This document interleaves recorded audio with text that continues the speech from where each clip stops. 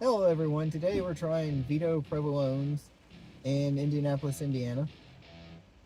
It's pouring rain, so let's get moving. Welcome to my party, we're just getting started. A life is a dream or a nightmare scarring. Hand me a drink, cause I think I'm going all in. Get me a shrink who can catch me when I'm falling. Cover up my scars, flip the handlebars. Crashing in my car, wake up in a bar. I'll be a superstar, just on my avatar. This world is so bizarre, empty out the... First thing we started with was we got to order our garlic bread. The bread was really good. The garlic was strong. It was toasted and wasn't burnt or anything. It was really full of butter, but it wasn't like drippy.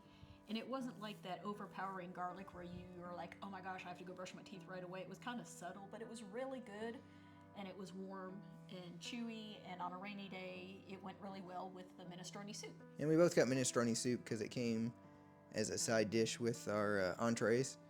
And the soup and the bread was the same way, but the soup was really, really hot. You can see in the video there's steam coming off the soup. And the minestrone was excellent. It wasn't your basic minestrone. The broth wasn't see-through. You could taste the tomato and the beef base, and there was little pieces of beef in there, and zucchini and onions and beans and a little bit of cabbage. It was really good. For my entree, I got the Queen M's pizza. It's a white pizza with a garlic butter base and ricotta cheese and mozzarella and basil and tomatoes. It was kind of like a margarita pizza, but it was more like a cheesy garlic bread with tomatoes on it, and I'm not mad at it. It tasted really good. The ricotta had a good, just cheesy taste to it. I really enjoyed it. It was a light crust, very soft, just slightly crunchy. It was a knock it out of the park pizza. I also tried some of the pizza off camera, and it was really good. I like the way they did the ricotta because we've gotten lots of pizzas with ricotta on it before, and a lot of times it's just like a big scoop or spoonful dumped on there. This was actually spread out evenly and just didn't overpower the pizza. It was excellent, really. And then for my entree, I got lasagna. This was just like the soup. When it came out, it was so hot. And it was extremely cheesy, as you can see in the video. I mean, we did a cheese pull, and the cheese just kind of seemed to go and go and go. And there was, I believe, sausage in it. It tasted really good. But even the noodles, they weren't overdone. Sometimes you get lasagna and, like, the noodles are burnt to the pan.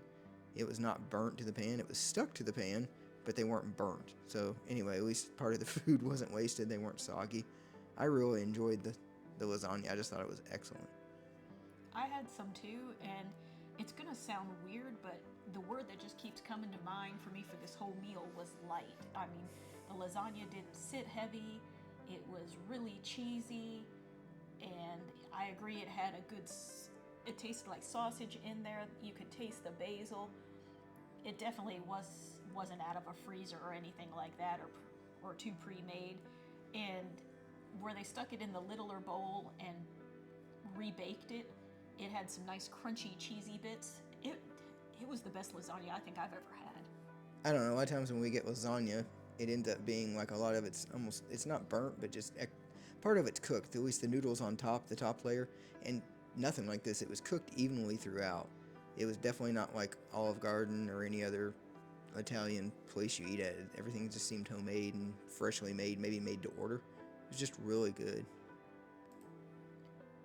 So we got a couple of desserts. The first one we got was the chocolate tartufo, which was a ball of chocolate gelato rolled in cocoa powder, and it had a creamy center.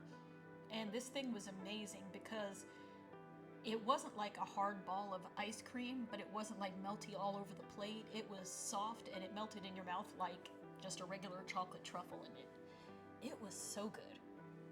It was very similar to what I would think a chocolate truffle with maybe some Hershey's on top would be like.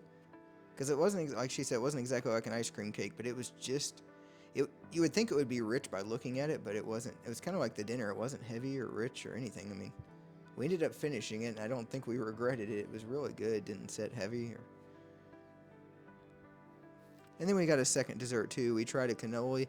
It was really good, too. It almost seemed like it was made in-house, but we actually asked our waitress. It is made to order, but nothing is made freshly in the house. But it made a difference with the crust to it. because it wasn't. I know sometimes when we get cannolis, they're soggy, but this one was really crunchy and crispy and tasted really good. Yeah, it made a difference where they didn't put the filling in till right when you ordered it. Like he said, it was very crunchy, and it definitely had a mascarpone filling as opposed to like some places just fill it with whipped cream. It was like everything we had that night. It was very, very good, and it topped off the meal really well. Hello, everybody. We just finished our meal at Vito Provolone's. Whatever you want to start with. And we're doing that outro in the car because it's still pouring rain. This is a little hole in the wall, sounds kind of derogatory, but it is little restaurant in a shopping center right on the line between Indianapolis and Greenwood. So I'm betting a lot of people have not been here, but you need to go. It is easily the best lasagna I have ever had, ever. A lot of the stuff is homemade. We actually asked the waitress, well, the minestrone was really good. I'm usually not a soup person, but it came free with the meal, and where it was raining out, it was actually excellent. It was great to have. But everything came, like the soup, we had to wait a couple minutes because it came out steaming hot. And even just stirring it up, it was hot. Like they just scooped it right out of the pot.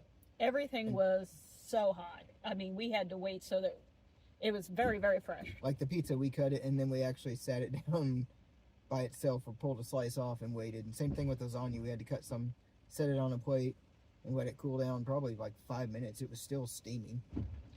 And this is not the Olive Garden. I know they're like, when you're here, you're family. This is family. They have regulars. The waitress was hugging people as they were leaving, going, when you coming back? You coming back in 2 weeks? And, you know, they meant it. It wasn't like a tip thing. It was like, hey, really, when you coming back? I'm going to miss you. Like our waitress was talking to one of the tables near us and saying that the cook that was there tonight had been there 10 years and another cook had been there 7 years. She had worked there 30. So, I mean, it seems like everybody works there a long time. And it seemed like we were seated in with all the regulars. So, you know, they know how to make you feel welcome. They really do. Everything was just amazing. We each had an entree, we had bread, we each had a dessert, and I'm full, but I'm not so stuffed that I'm like, oh, I can't move. Everything was just light, and it was amazing tasting. I mean, it was one of the better cannolis we had. And it was, like you said, the lasagna was the best lasagna I think we've ever had anywhere. Yeah. This is honestly the best Italian you've probably never had, but you definitely should. So, you know, drive south on the highway a little bit and come on out to Greenwood to Vito Provolone's. And get lasagna. And probably anything else, because I'm sure it's amazing.